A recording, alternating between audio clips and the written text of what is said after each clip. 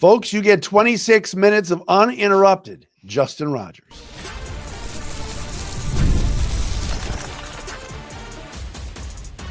You are Locked On Lions, your daily Detroit Lions podcast. Part of the Locked On Podcast Network, your team every day. All right, let's do this on a Thursday edition. It is Locked On Lions, Locked On Podcast Network on a Thursday, July 24th and a Friday, July 25th. Matt Derry with you. Thanks for making us your first listen, everybody, and checking us out, of course, wherever you get your podcast. Shout out to our everydayers. You know who you are, who are out there listening and watching each and every day.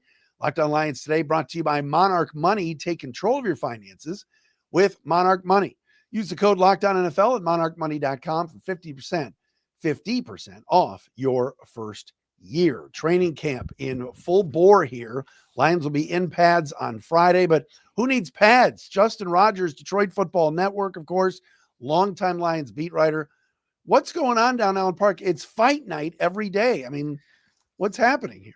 It's hot. You know how emotions get when it gets hot. You know, it's not these big knockout, drag down brawls. 2 days ago, Tuesday now, it was more too much contact with the defense, right? And Dan Campbell had to stop it there.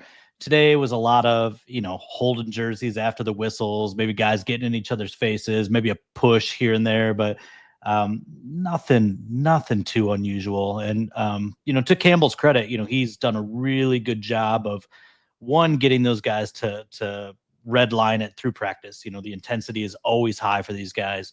And then when he senses that it might just tip over, he pulls them back.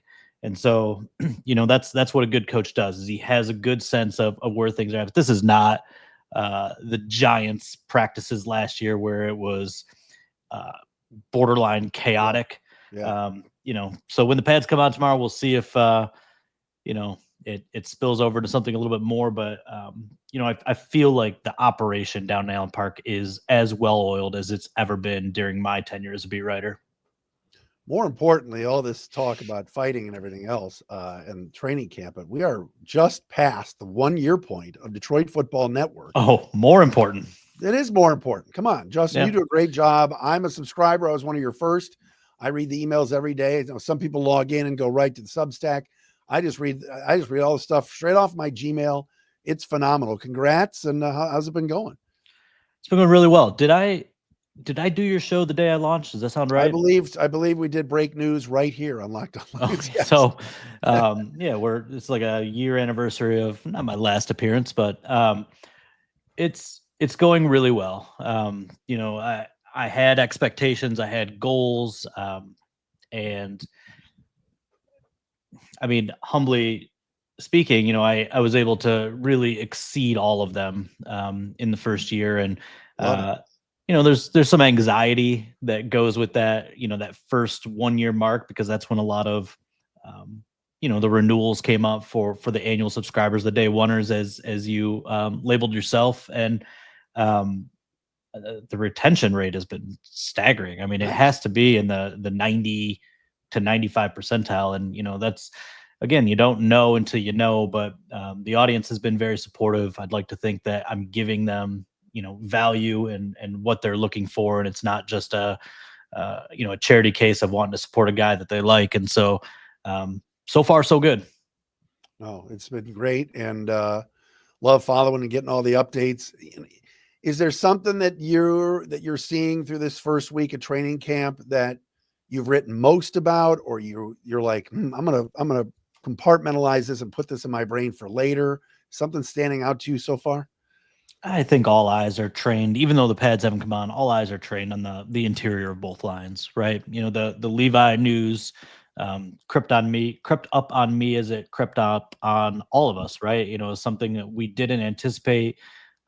Even though they drafted a defensive tackle, they signed a defensive tackle in free agency, there's something that was lost with his departure in terms of the pass rush, especially with Aleem McNeil still out. They don't have kind of that guy that can get an edge on a guard, can penetrate and push into the pocket. So they look a little bit different up front. You're looking for somebody to kind of stand out there.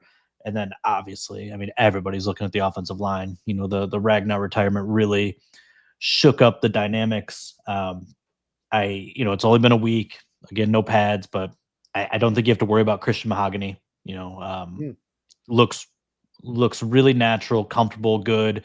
And Graham's healthy again. And, I know some people were ready to move on from him after some of the frustrations with the Buffalo game and the playoff game where he was playing through some injuries and, really struggled and, arguably, I don't want to say cost him the game because there's a lot of things that go in, but, was a factor in those losses. Graham looks good. And so it's going to be a matter of how that kind of settles, where guys settle in. And today was the first day we did not see Ratledge at center. It was Glasgow at center. Ratledge went to right guard. If I'm being honest, it's kind of the way I always thought it would play out. If you look back historically, Dominic Raiola, Travis Swanson, Graham Glasgow, Frank Ragnow, none of those guys started as a rookie at center. They all played center in college. Tate Ratledge did not. And so the idea of this guy that didn't play center popping in and playing center for a Super Bowl contender from day one just seemed like such a stretch. And maybe he is the long-term answer. I don't have any reason to think that that's not a possibility, but it always seemed like a long shot that he'd be the week one starter. And I don't know if you can really make too much of one day, but the fact that Glasgow kind of flipped over there a little bit early, maybe Campbell hinted, seems to point that maybe that's the way this thing's going to shake out in the end. I thought it was interesting. Ratledge said today he had taken some snaps at center at Georgia, just like at training camp. And so, when we sit here and all say, well, he's never played center before. Technically not in a game, but I like the fact that Georgia had him almost prepped for the NFL that way. And I don't know, I could see a scenario where it might happen, right? I mean, starting off doing that, maybe they feel like it's interesting that the previous regime, I remember they drafted Ragnow, and the previous regime had him at guard, and was like, why is he at guard? He's going to be the center. Yeah. So maybe this regime thinks differently, but they're not going to tip their hand on July 24th. Yeah, I was talking to Will Birchfield, and he made a really good point. He goes, this staff is almost obsessed with what does it look like in December and January. And so if you feel like Tate Ratledge is your best center in January and you've got to ride some of the rocky waves there in the first half of the season to get him there, then you do it. And that's maybe where they're a little bit different and can be a little bit different because the roster is so good. It is so deep. It is so talented. You do feel like, I don't say playoffs are a foregone conclusion, but if healthy, it should be a playoff roster. And Campbell says it all the time. They want to win the division, but it's about getting in the dance. And so if you get in the dance and you are at your best and you have your best combination, whether it's offensive line or the secondary or whatever, that's the goal, is to be hitting on all cylinders at that time of year, not in week 3. Obviously, Dan Skipper, your buddy from last year with the ice bath, but who's the first backup? Like, someone gets hurt, knock on wood, and obviously tackle and guard are different, but is there somebody that is stepping up the first week that you go, you can plug and put him in as a backup, not named Dan Skipper on that depth chart? Yeah, we're talking offensive line. Yeah. Mm-hmm. I think Moody is one to watch.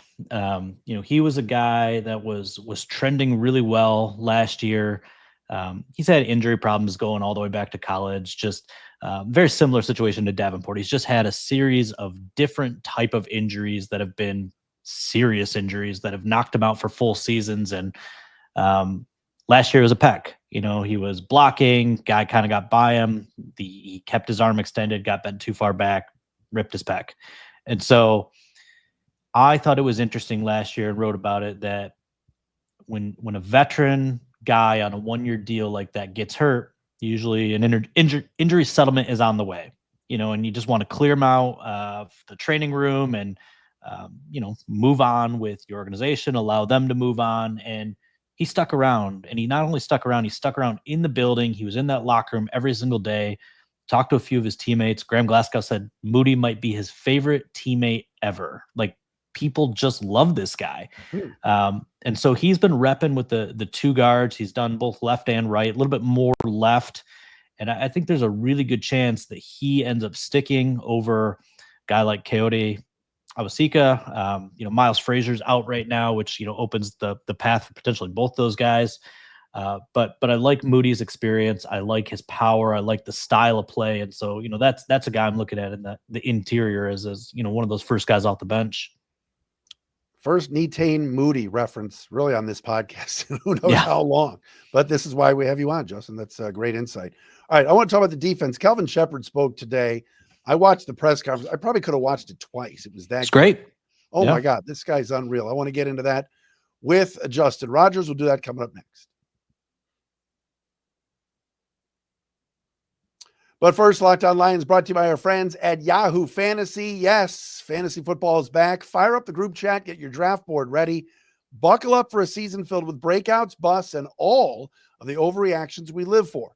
It's all going down on Yahoo Fantasy. This year, we here at Locked On Lions, we're going to play on Yahoo Fantasy, and you should too, whether you're a first-time timer playing or a veteran making your millionth league. You could do so at Yahoo Fantasy. All right. If you've used Yahoo Fantasy for years, you love the smooth draft day experience that they provide for you. All right. To celebrate 28 years of fantasy greatness, Yahoo Fantasy is dropping 28 big new features over 28 days, giving you more ways to play, more ways to draft, and more ways to win. And that all starts on August 4th. Stay tuned to get started by creating or joining a Yahoo Fantasy League at yahoofantasy.com/LockedOnNFL. That's yahoofantasy.com/LockedOnNFL. Let's make this fantasy season the best one yet.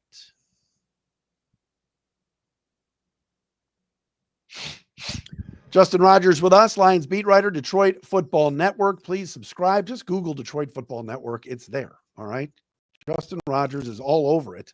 And if you are subscribing, and those who you are out there that watch this show or listen to this show, the emails are there. And anything that happens, Justin's got alerts. They all come through.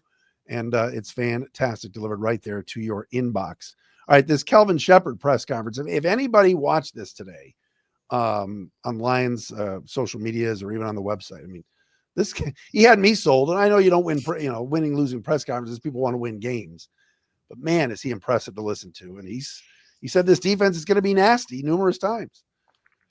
I've always liked Shepherd's intensity. We get to talk to him as a position coach about once a month. They throw him at the podium. And, I had that sit down with him a few years back that was about 90 minutes. And I told him this. I said, it's an appropriate WWF reference on the day. But, those of us that are old enough remember the Ultimate Warrior, and he'd run down and he would, full out sprint through his entrance, and he'd get in the ring and he'd just shake the ropes like a madman. And when you watch Sheppard, like the intensity he has during a press conference, he just grabs that podium and he's white knuckling it through. Like there's just an intensity to every single thing he does. Like I told him, he looks at us like we're a quarterback on the other side of the, he's lining up like a linebacker and still looking like he's got to tackle each question with the same aggressiveness that he played the game. But you appreciate something like that. You don't want the cut and dried quotes. You want passion, even in the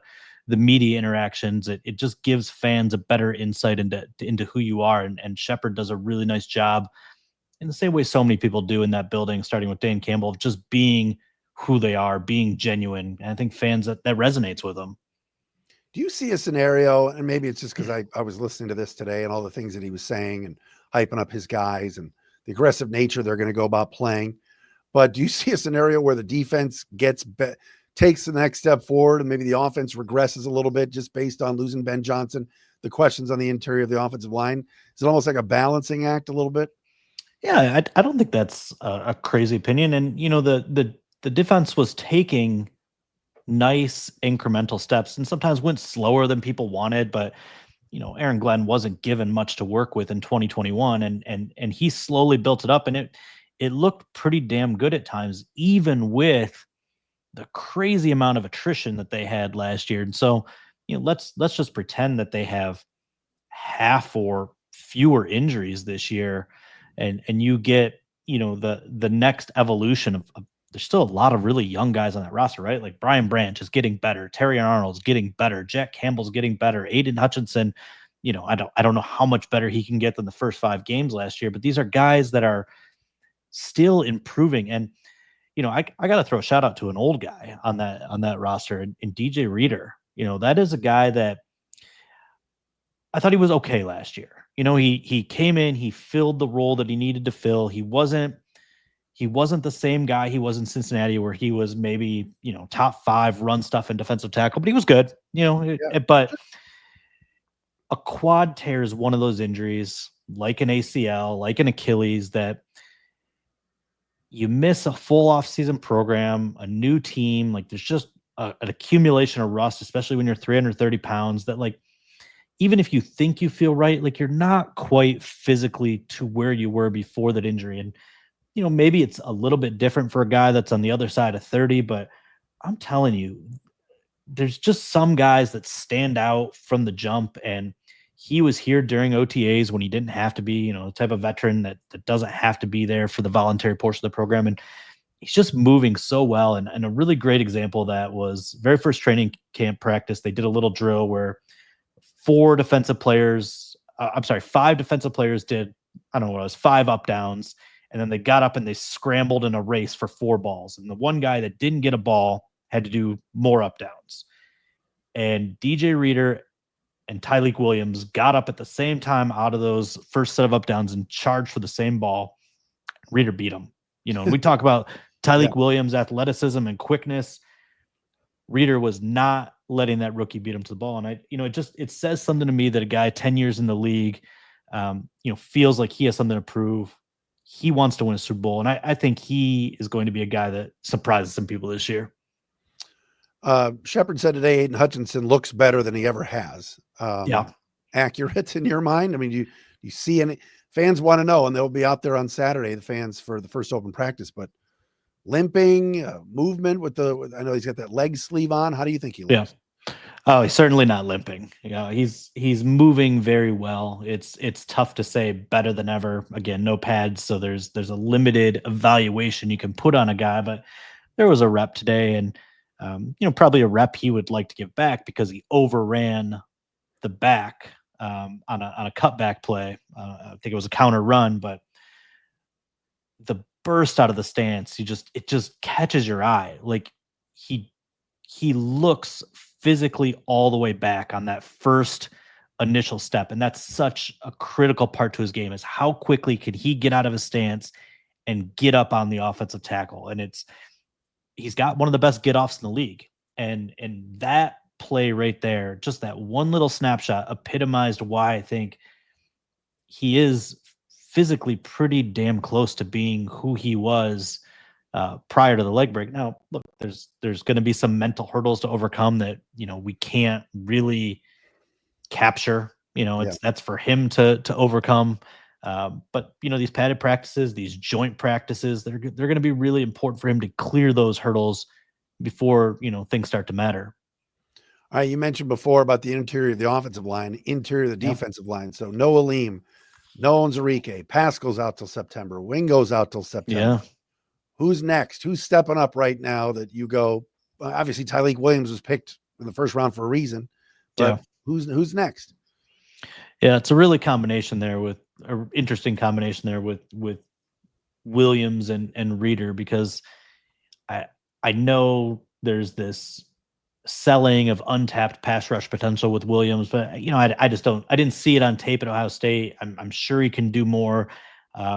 I'm very curious if the Lions will have him on that Aleem McNeil track where they'll dial him back on weight over time to maximize everything that he has in his body. But right now he ballooned a bit while he was out during OTAs, got up over 340 there for a minute. He's back down to about 305, 330, somewhere in that ballpark. And I don't know where the pass rush is going to come from. I kind of wrote about that this week. Like, the interior, they have some guys that are strong that can maybe push the pocket a little bit, but NFL guards are strong too, and they can anchor against that. And so I wonder if Pat O'Connor can give a little bit more. I know it's not an exciting name, but I thought he really stepped up and played an important role when they needed somebody last year. And the real quirky, interesting one to watch is oh man, now I'm drawing a name.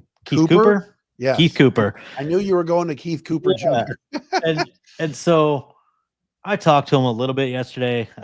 Nothing earth shattering in the conversation, but Keith Cooper got a few first team reps today, and that's not something I wrote about, but he switched out with Tyleek there for a minute.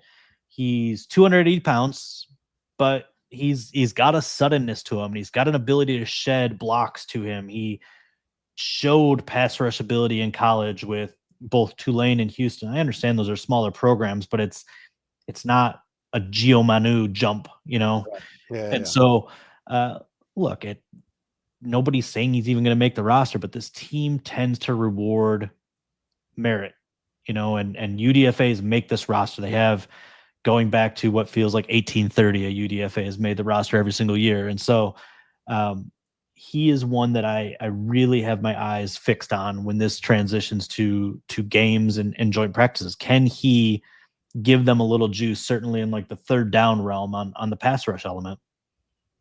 Let's get into the quarterback. We'll talk about Jared Goff and a few other things with JR right here on Locked On Lions. We're brought to you by Monarch Money today. Ever wish managing your money felt easier? Well, with Monarch Money, it can. Whether you're growing your savings or planning a big purchase, Monarch puts you in the driver's seat. It's like having your own personal CFO, giving you full visibility and control over your finances. Monarch Money is more than a budgeting app. It's a complete financial command center. You track all your accounts, investments, and spending all in one place. And in addition, you can manage your money, but you're also building wealth with it, right?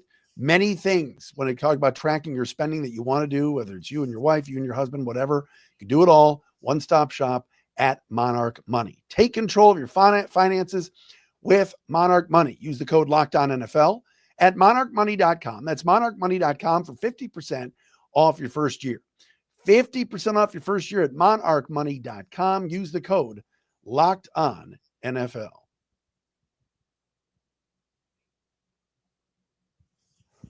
Detroit Football Network's Justin Rogers with us here on Locked On Lions. Any good media stories? Anybody screwing around? Anybody get hurt? I saw you guys sitting in the shade today.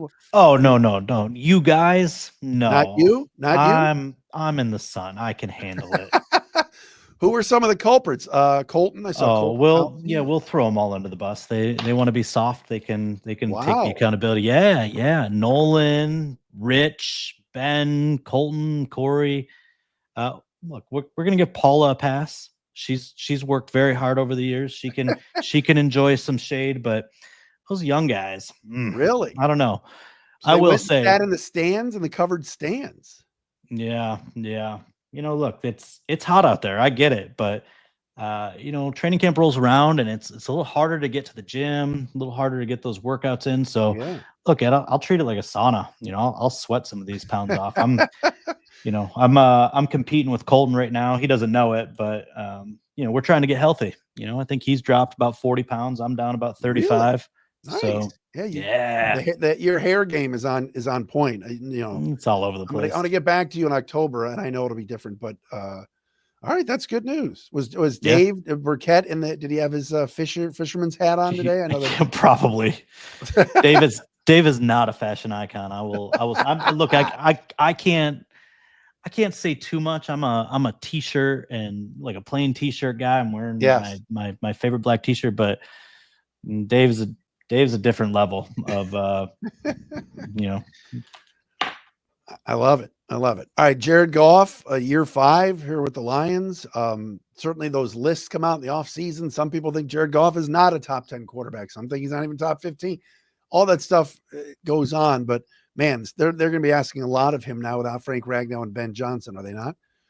For sure. And I would say there's no reason to think he's not up to it at this stage in his career. Last year he got just about everything you could out of his talent, right? That was a phenomenal season from an efficiency perspective. Kept the turnovers down, sans the playoff game, obviously. Completion percentage, accuracy, chemistry with his receivers, it was all good. And look, you're gonna mess around with the center of that line. Pressure up the middle is the enemy of every quarterback, particularly ones that are not your dual threats that escape. But Jared can throw on the move. He can roll out. They'll find ways, whether it's moving pockets or quick game. They've got plenty of options in the quick game with Laporta and Gibbs and St. Brown. Jameson's developing more of a route tree in the quick game element. So I've said this before, like, there's room for the offense to take a step back. I mean, it was record setting last year. Of course, there's room for it to take a step back, but it's really, really tough to mess up an offense with these kind of weapons. It is. I think at this point, Jared Goff is who he is. He's established himself who he is. Whether you think that's top 10 or not, that's